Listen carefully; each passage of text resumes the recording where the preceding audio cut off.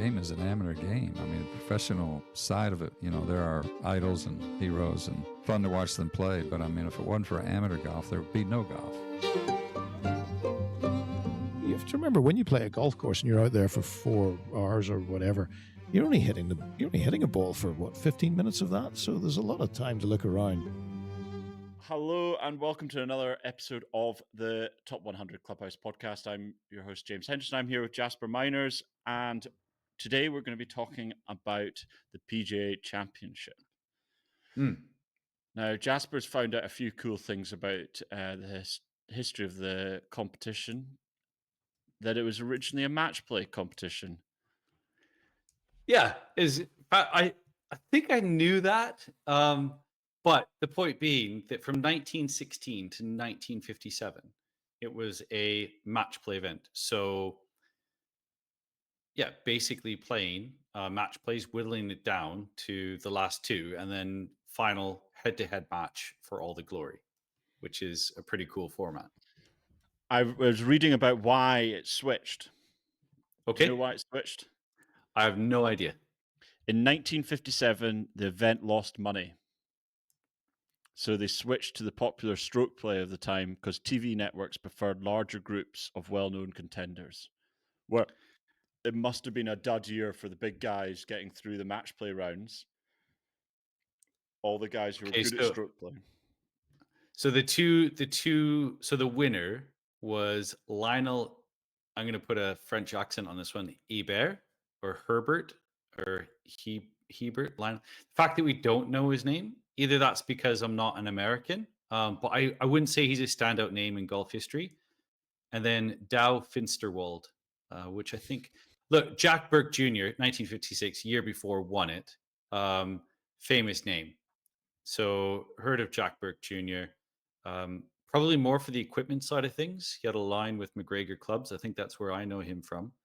But then you kind of have to go back to early 50s, 1951, Sam Snead. So, then before that, 48, Ben Hogan. And you've obviously got some big names in the 40s, Byron Nelson, Sam Snead, had a good earn, Paul Runyon.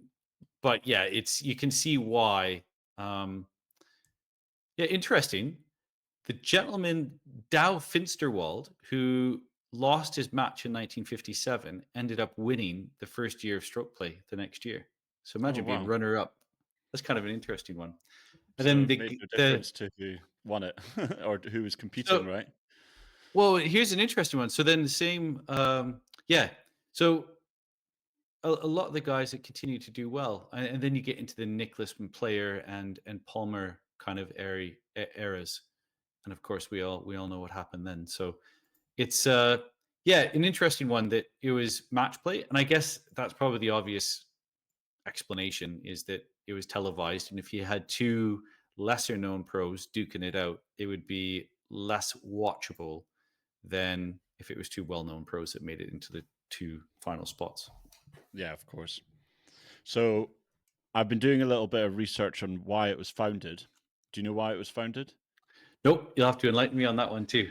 It's not my area of expertise, the PGA Championship. I'm not going to lie to you. It's called the fourth major for a reason, right? It's not on everyone's number one on their list, but it is for a number of people, and that is the club pros. Mm-hmm. It's the most important competition in the world for the club pros because 20 of them get to play. There's no amateurs allowed in the field except for if you win a PGA Tour event, because all PGA Tour event winners get picked. It's also so theoretically an amateur could qualify if they won on the PGA Tour. Exactly. So that guy Clayton, who's the young college kid, if he wins a PGA Tour event, he would then be able to play in the PGA Championship. So, and it's also actually a PGA of America trophy. It's nothing to do with the PGA, the classic PGA. That is actually a British thing. People don't know, which was founded by 3 legendary golfers. Do you know who that was? I have read this history. I do know. I'm gonna take a stab. I think James Braid was involved at some point. Must have been. Yep, one of them. I know that one for sure. They were called I'm the they were triumvirate. called to Must try have been. something for a reason. Yeah, exactly. Yeah. J.H. Taylor and Harry Varden, the triumphant. So they formed the first one. But the whole point of the PGA and the original PGA and the PGA of America was because at that time there's a huge amount of amateurs that were getting a lot of the spotlight. Particularly in America, the amateur game was the dominant game. So there's a lot of strong amateurs in when was it 1912, and the pros weren't getting the recognition and respect that they wanted. So they formed the PGA of America, and then Wanamaker donated the first medal, and then obviously the trophy from then on. But That's an interesting one too. I never thought of that because actually back then the amateur game was what was highly respected. You know, to the point I remember down at Walton Heath, they said like it was only after Braid won his fourth Open or something like that. It was even yeah, allowed in the clubhouse. So it the amateurs were held in high regard and the pros weren't. So the pros were kind of like, oh yeah, let the amateurs have their thing and we'll do our thing. that's exactly what Yeah. happened. It was the fact that uh, there was snobbery involved because the pros were considered, I don't know, not gentlemen, shall we say? Yeah, And so the that's amateurs had proper jobs. yeah, and it actually lasted a lot longer in America than it did in the UK, because the UK there was still a lot of betting on the likes of. You're very proud of your club pro in the UK, and they are normally the better golfers than the amateurs. Whereas in America, the amateurs obviously came from such wealth that they could practice the whole time and were able to. So it's an interesting one. I don't know why it is that, but that's the theory. So it is actually a PGA of America event, which leads me on to my next point, which annoys me being a PGA of America event, even though complete respect to the PGA of America, it's the fact that it would have been better if it was a PGA for all, because one of the cool things they could do with the PGA, being the only one that really doesn't have a country linked to it, it could travel around the world. And that's, you know, because you have all of these national PGA organizations. So Canada has their own, England or Britain has theirs. So you've got these PGA, Professional Golf Association organizations that do exist in different states or different nations. And yeah, wouldn't that be something to make it the first international major? Obviously, Augusta's not going anywhere. It's only ever been held at the Masters only ever been held at Augusta.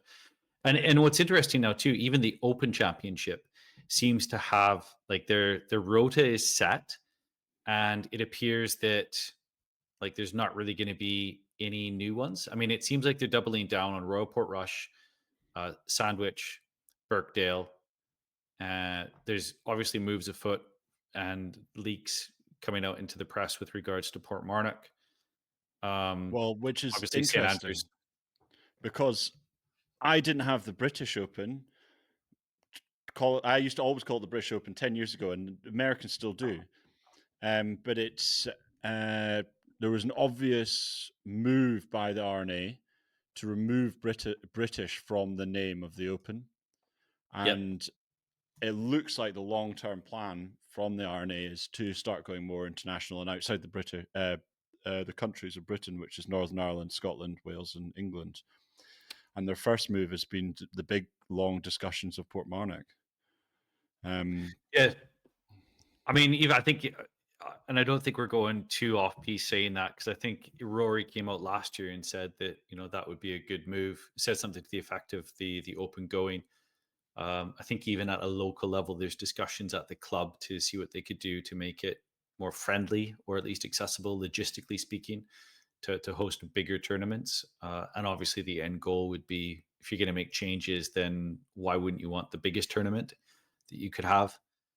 So, Carnoustie, I guess, St Andrews, Troon. There's a handful of them, but outside of basically going to Dublin. It doesn't look like there's much of an appetite to go further afield. Um, I also and then don't even think the it would be. I think it would be a very brave group of RNA boys to go to Royal Melbourne, say. it'd be a long trek. But it's more just, at least if it's Portmarnock, it's breaking the barrier to then be able to take it worldwide. The point I'm bringing is it would be cool if all those PGA clubs got together and kind of beat them to it, because Absolutely. there's definitely money to be made. But right as we see it, I don't see it happening, because there seems to be a set list of big hitters around America that are all in the kind of, they're all kind of sit in that 50 to 100 in the world, apart from maybe one or two of them in the recent set list.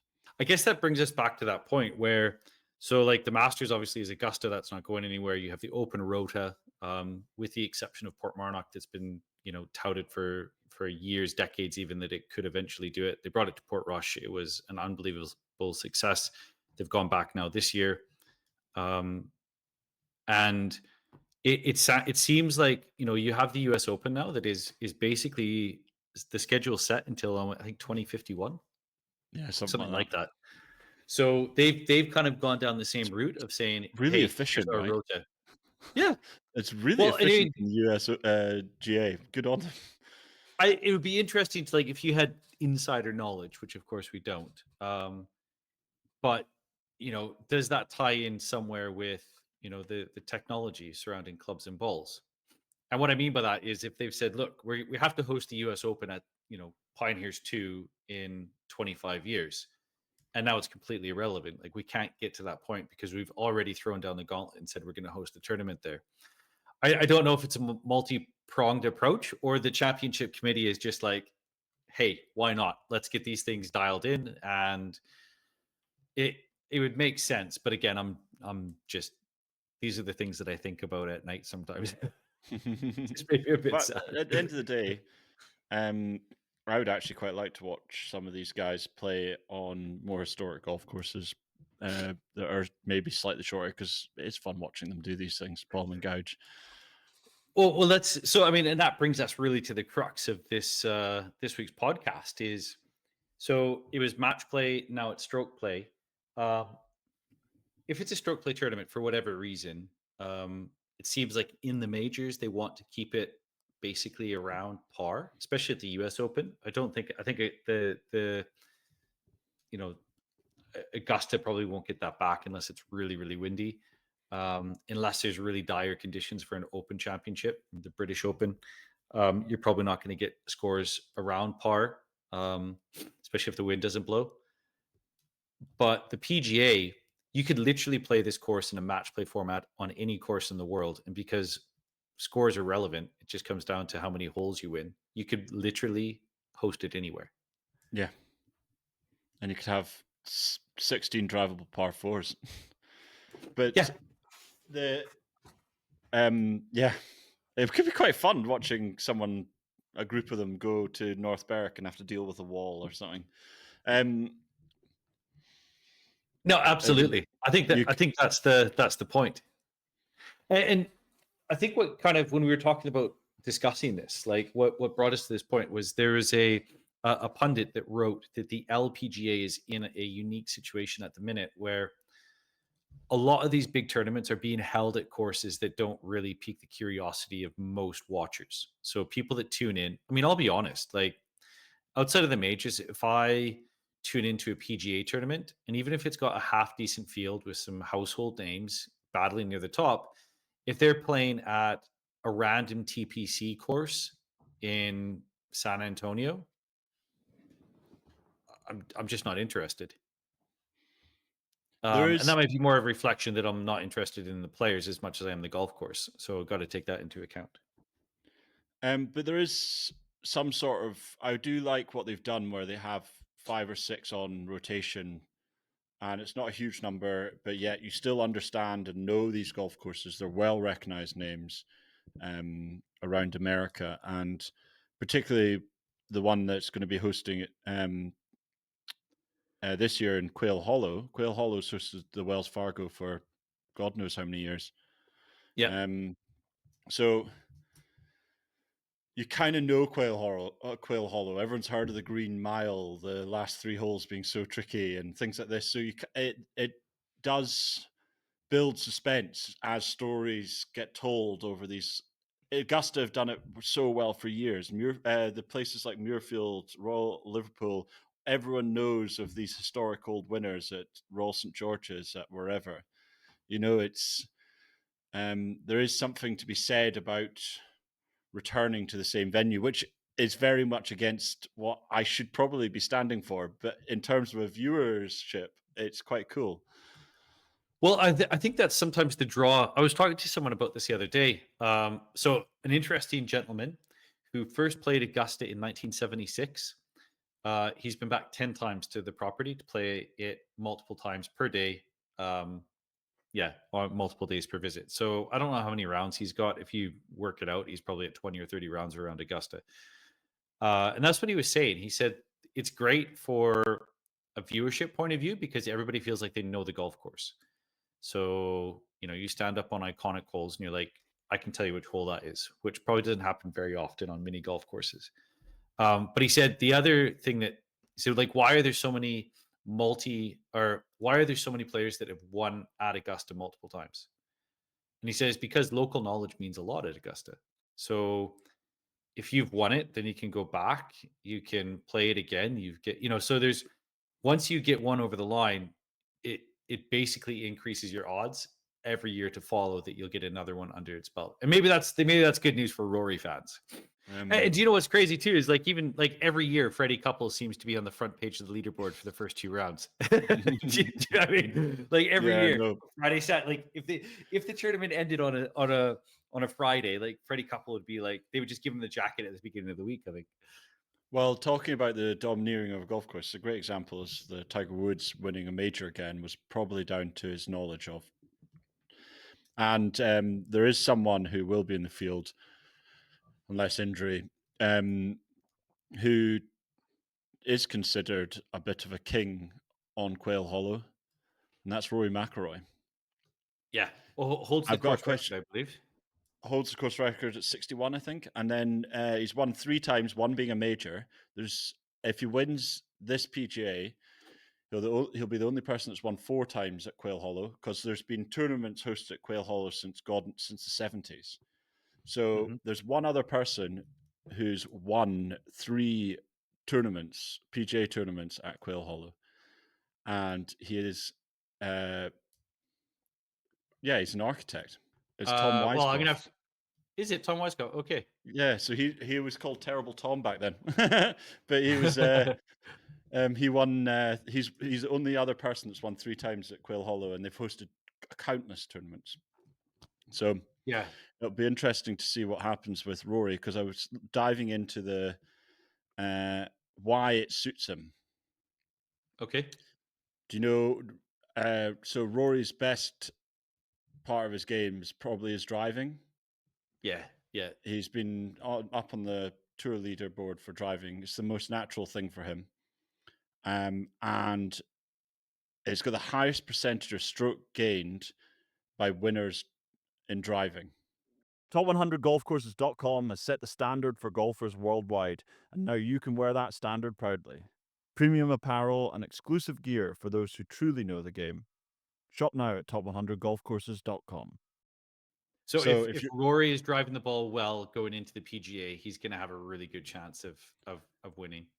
Anyone who's going in top of the leaderboard in the driving stats, but Rory's also got the comfortability around there. He's played so many times, as again, we talk about the knowing it, and won 3 there and won a major. So there's a real chance that the Northern Irishman will be able to do it again and beat Tom Weisgoff out of the most wins at Quail Hollow, which will be quite cool. And this kind of goes back to what we said before, was Quail Hollow. I mean, for me, and maybe this is echoed by some people that will be listening, but for me, I find it difficult to get excited about the PGA Championship as a major full stop. And then you host it at a club like Quail Hollow that also is a tour event. and it's kind of like, well, it's just a fancier tour event is what it feels like. It doesn't actually feel like it's separated, and and that's a horrible thing to say, and I don't know if that's No, fair. I understand what you're saying because I felt the same way when I felt the opposite of that actually. I found real interest because I hadn't really watched a huge amount of pro golf till I never seen the country club on TV. Yeah, yeah, And when they went to the country club, there was something like, "Oh, what's the next hole going to look like? What's this? Oh my god, that looks so good!" Like when another world top 100 course I've never seen before. So there's an intrigue there, but then that might only fall into the nerdier kind of that's a cool par three side of our golf, rather than the normal exactly. approach to Just the golf. average person. Yeah. Um, where actually, I know I noticed this a lot in wine, right? If someone knows something that no one else knows about a golf hole or about a person or a random fact, they feel so valuable in the moment that they can use it. So Oh yeah. it's if you watch or listen to, I find the guys at No Laying Up do a great job of that. Where if you listen to No Laying Up and you watch the golf with your mates, you probably got a number of things that are great discussion topics that are ready to go, and you kind of know the statistics behind it. There's a value to the podcast for these people that they just didn't. That gives them the knowledge. Knowledge is power when you're in a Mhm. discussion like that. So it's quite cool. Um, yeah, and it's the same going back to Tiger winning. It's knowledge is power went around Augusta, right? Absolutely. Yeah. Right. It's actually got quite a cool little history. Do you want me to run through it? Yeah, yeah. Quail Go for it. Hollow. Right. Let's hear Started it. in Maybe I'll appreciate it 1961. more. Okay, Sorry? 61. I said Started maybe in I'll appreciate it a 1961, little so bit more. it's not that old. But it's because tee times are hard to get at Charlotte Country Club. Okay. So, and it was the largest dairy farm in North Carolina before. And then a guy, James J. Harris, married into the ownership of this large dairy farm and called in George Cobb. Do you know who George Cobb is? Yeah, I've heard the name. I'm not familiar with a lot of his work though. Well, he's quite popular with military-based golf courses for some reason. Okay. But his most famous feat was the Augusta Par 3. Okay, yeah, that's where I knew the name from. Yeah. Very, very cool. Which makes But sense, I guess, because there is a massive connection between Augusta and the military. I mean, yeah. So yeah, that does make sense. so the Harris family has been chairman for years, number of years. And James Harris, the grandson to James J., the founder, was great friends with Palmer. So Palmer came in and did some work to Mhm. elevate it. And then Tom Fazio has done a load of work since then. But when they opened, they didn't have a clubhouse. But James Harris's wife, who was the person who obviously inherited the land, wanted it to be a family club. So they had no clubhouse, but they had a pool. How awesome is that? How good's that? But as you say, there's a lot of Augusta comparisons. The first Greens chairman, Jack Christie Jr., got asked about the Augusta comparison, and his line in the paper was Augusta National is the best example in the South to follow in many ways, but we have not attempted to make our club national. Which I thought was quite a cool line. Yeah, yeah. There's like kind of an honor to Augusta while also saying, no, we're here for the locals, which is Yeah, quite cool. very cool. But that's the history of the place. It's now got a massive clubhouse that very in the southern style that's got about 19 fireplaces and a proper big boy club. Yeah, yeah, So yeah. Made up for lost time. yeah, very much too. But just a nice little rundown of the history of the place. And actually, there was a Johnny. There's loads of different Harrises, but the chair of the President's Cup committee for the club was a Harris. Was Oh, the direct really? descendant? Yeah. So there's still Harrises kicking around Quail Hollow, which is quite cool. Yeah, very cool. Um, It's an interesting thing. I guess even from the 60s, like, I mean, that's pretty early doors. To be a massive proponent and supporter of the tour from that far back and still be involved that intimately is a pretty cool thing, like generations of your family. yeah. And it also explains why they've had the tournament there for so long. So, yeah, good on them. The other reason is, do you know why it's called Quail Hollow? No, I couldn't guess. It was famous for just being littered with quail. So there's even stories of members going out shooting early doors, going out shooting quail for their instead of having a day of golf. It could be the Quail Hollow Golf and Hunt Club. They have that. They have a couple of those. They probably don't have any. I mean, London Hunt Club. That's in Canada. Then there's an Ottawa Hunt Club, and there's got to be a few more in New York. I don't think we have any in the UK. We're probably too politically correct now to have any type of hunt club.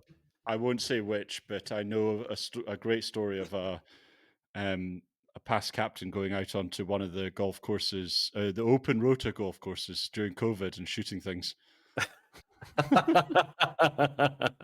Brilliant. Yeah. As long as he was by himself, though. As long as he was by himself, it would have been all right. Social distancing. His dog had to return the bird 2 meters away from him. That's right. So everybody was safe. That's class. But yeah, that's all my interesting little facts and nuggets that I've done through my research at Quail Hollow, and the it's actually more interesting than I thought it was, to be honest with you. There's a lot of cool little historic nuggets there. I'll be honest, that's on me. I wrote it off a little bit as, just not interested. But there we go. Maybe I will watch it after all. So watch the boys coming down the green mile. But that's the other thing too, is I think for me, I am a massive, not massive, but growing up, Rory and Tiger were the two guys. Like Tiger was always the man for me. It was kind of like I was an Ernie Els guy. I loved David Duval. Early doors, I wasn't a big Tiger fan, and then that needle shifted. So I kind of liked everybody that kind of battled with Tiger, and then he would slay my hero, and then I'm just like, right, stuff it. I'm just gonna be a Tiger fan. And then Rory came along, and Rory's he plays such a different brand of golf that is just exciting. Similar to Phil, I guess. But yeah, so I love watching Rory play golf. And then being on brilliant golf courses really helps as well, because I do think he's a massive fan of good golf and golf course architecture. And I think the reason why he appreciates it is because he understands maybe the shots that he should play and tries to play. Like he's trying to answer the questions that the architect is giving to him. And as opposed to just like, well, I know he does this and they all do, but like, I'm just going to drive like down the wrong fairway so I get a better angle to a pin that no one would have ever seen before. I think Bryson's done that and a couple of guys have, but yeah, I think he plays the game the right way. And that's a really kind of like old boy thing to say, like play the game the right way. But I think that comes down to an ice hockey mentality of like, you could win the hockey match if you play that way, but you'd rather lose the hockey match by playing the game the right way than to win the hockey match by not playing the game in the right way. And to me, there's something to that when it comes to golf. So maybe that's a reflection of me and not the game. But that being said, it doesn't matter how you get it. It matters how you get there, not the fact that you get it there. So yeah. But so this is what we kind of wanted to get on and just, so we're not changing it anytime soon. The PGA is not going international. They're not going to be a stroke play or a match play event anytime soon. But if they could, so if James and Jasper, if James and Jasper were on the PGA of America committee, and we decreed presidential order from James. Yep. Well, The- your new mate Trump could probably sort that yeah, we'll give him a bell. out. We the decision would be to bring it international and to make it match play. And then that raises an interesting question. If you could have the PGA Championship as an international event and as a match play event, where would you bring it? Now, I would like to start with a caveat. Okay. Are we talking about places that can host it? Or because I could say North Berwick and then it's impossible to host a tournament there. And like, how would you keep anyone not from hopping the wall and Right. walking on the beach? And Yeah. So because we're already like, playing this imaginary game, I think what we say is because we were planning like a good few years in ahead now, by the time the tournament gets to be hosted, pretty much no one's going to be outside. They're just going to be watching things on a mobile device. So I think they do that anyway. They just stand in front of it's like, I don't. If you're going to do this at a golf tournament or that, at a golf, like just you're stay at watching home. Yeah, just watch it on TV. Get a better angle. You can drink as much as you want. Like, it's not a problem. Anyways, I think for this little exercise, we just say it doesn't even have to. So logistics and ticket sales are not considerations. So these are just like bucket list ultimate events. And what would be interesting is if you could hold them at some of these courses, like, okay, a PGA Championship match play at North Berwick, what would the viewership be like? What would it be on terrestrial, satellite, streaming? Especially if you had two amazing players come down to like a duel over the last round. I think you'd find that somewhere like North Berwick, as being so quirky, you'd find a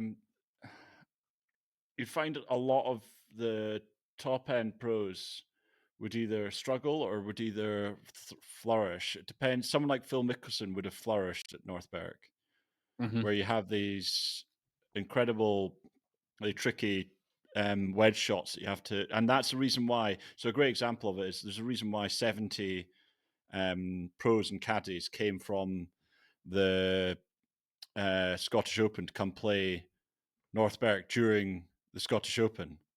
Yeah. Because they want to play those shots. They're gauged. And I think the fun of that would come out in the viewership. So I think people would enjoy watching these guys playing things they've never done before. Yeah, and seeing some like amazing golf courses where actually score doesn't matter. If you go on a run and you birdie 9 holes, it's celebrated. Where if you go on a run and birdie 9 holes during the U.S. Open or a PGA Championship, it's almost like, well, the course was set up too easy, or like it didn't give it the test that we all wanted. So it's just a completely different dynamic. So is that your entry for if the course was brought to? I know it's not my entry. I'm just using it as an example. Example. Okay. That's my first example. Because there's places now. This sounds ridiculous because I'm not actually going that far away. But there's places that host match play events that are well attended already and are respected in, I don't know, Sunningdale Old, something like that. That is a well-known match play golf club.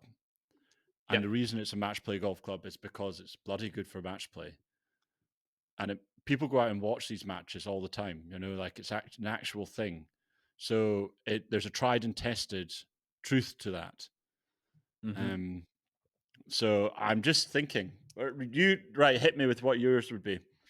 Right. So I thought a little bit about this, and I love the idea of North Berwick. But I thought you were going to go with North Berwick. So I went with as another example. So as a good example, and I settled on, and maybe it's recency bias, but I settled on somewhere like Cruden Bay.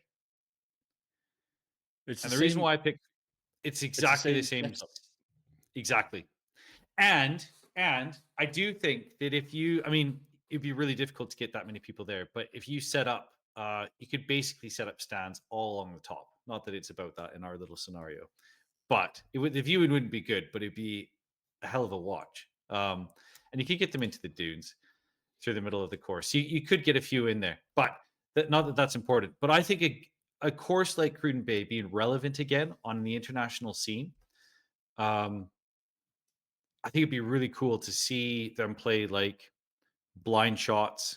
Um, there's some really tricky stuff out there that you really have to just commit and go for. And then whatever happens, you just got to deal with.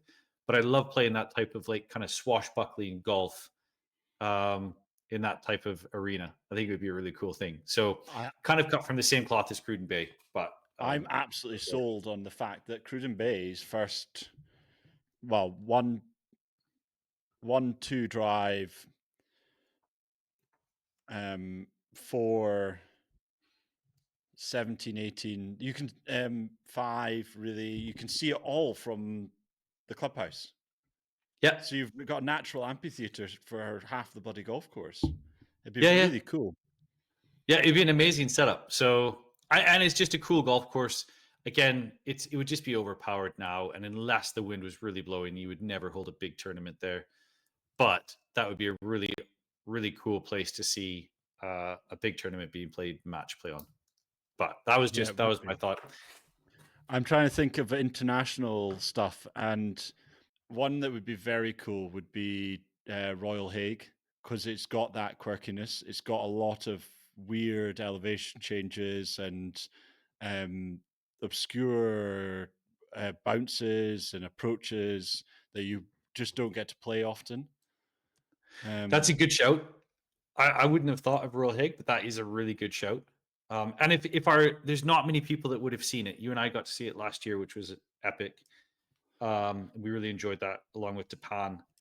But as far as like the equivalent in the UK, oh, I just thought of another one for the UK. Right. The UK is full of this kind of stuff. That's the only problem. Yeah, it's Um, like where does it? So I just thought like yeah, the equivalent to the UK course to Royal Hague is probably Perranporth for me. It's just that extreme. Um, it's kind of like it's just all over the shop, but it works really, really well. Hague is obviously a better golf course. It's a little bit more elegant, but it is that extreme. So if you've been to Perranporth and played it, like kind of what you have in your mind, not quite cliff top, but it's pretty mental in places. But that would be an amazing course to see on telly. yeah. And the one that you just brought to my that I just remember was like Penard in Wales. Um, it would look amazing on telly, just because it's like up on the cliff tops and you got the amazing bay and you got like castle ruins there. Like it would look phenomenal, and the golf is fun, and distance wouldn't matter.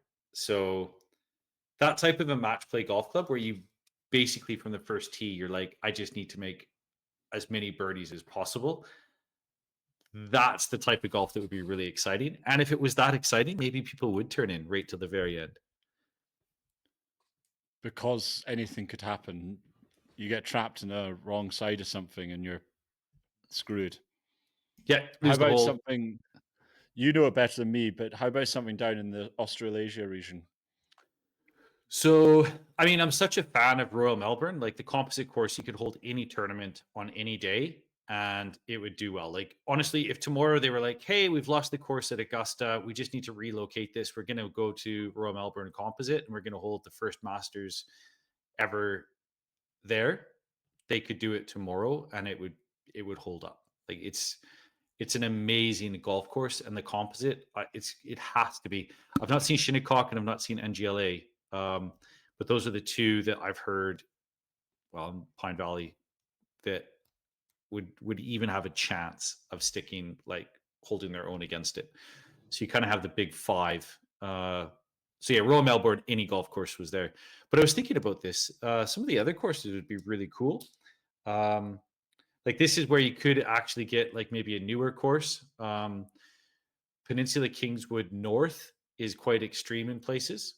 And it's one where for great golfers, like it could probably be torn apart with length, but that doesn't matter during stroke play or during match play. So that would be a cool one to see.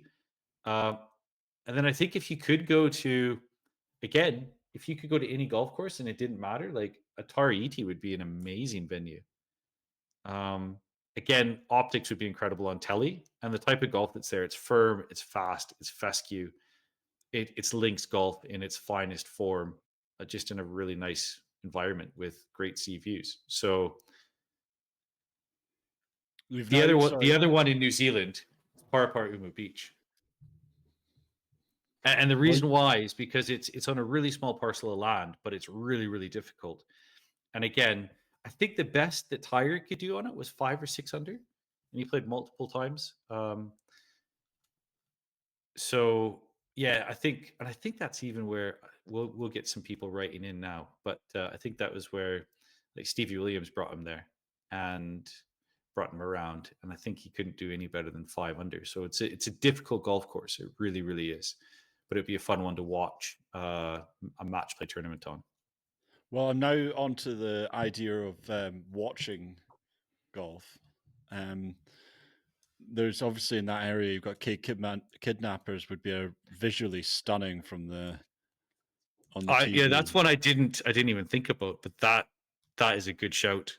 And the back nine, like as you play it on those fingers, that would be a really interesting one because you'd either go one way or the other. You'd either be so aggressive that you would end up just like rinsing balls 400 feet into the ocean below and not really stick in it. You just lose the hole because it's so binary. Like it's either you've got it or you're not, or it would just be a really interesting kind of chess match of how much you take that on. But I guess the that same. would be an interesting one. Well, that's the same thing with going to Lofoten. You know, you've got these. It's just visually incredible, or Ardfin, or what's the one in Korea? It's on South Cape Owners Club. Yeah, something like that would be another one that could. And that's what I was thinking. Like, if again in this imaginary world that we're existing in, just for the period of this podcast, you know, everybody's concerned about selling tickets because that's a massive money spinner. But imagine if you could have, like, and it doesn't even have to be a 4-day tournament. It could be a little bit longer as well, to draw it out, and you could have a 36-hole final if it was somewhere where the days were long enough. So it's an interesting. In the PGA, Yeah. When it was match play before, there was some players reporting that they played over 200 holes by the end of the week. Amazing. Yeah, once all the matches go into overtime. I guess that's what we're saying is that I think there's a call now where the tournament's getting to the point where, you know, unless Rory goes on an amazing run, by the time this comes out, we'll know if he's won or lost the Masters. But you know, if he's going for, if he's done the Grand Slam and he's going for the, you know, the full slam in a year where he's won everything, yeah, people will tune in. But you know, does it get it there?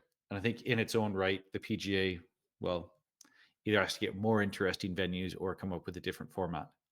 I also, to be honest with you, Jasper, knowing our knowledge of these places over others, it might have to be hosted more than once at the same venue over a period because people might not even think about Cape kidnappers until the week later when all the Instagram and social media stuff's starting to hit their thread and they see the fact that Scottish Scheffler's put 3 into the water. You know, it's not that he would, but do you know what I mean? Like, these are the courses that allow for massive blow-ups. And we saw it actually, to be fair, we saw that at the country club. People struggled in places to even get it out of the rough. So, oh well, we'll see what happens. We'll see what happens. But yeah, an interesting discussion nonetheless. So maybe that's a good way to, if we've missed anything or you think you can come up with better options. I mean, we've given you a few: North Barrett, Cruden Bay, Sunningdale, Pinard, Royal Hague on the continent, Royal Melbourne Composite, which is probably an easy decision or an easy choice or a lazy choice.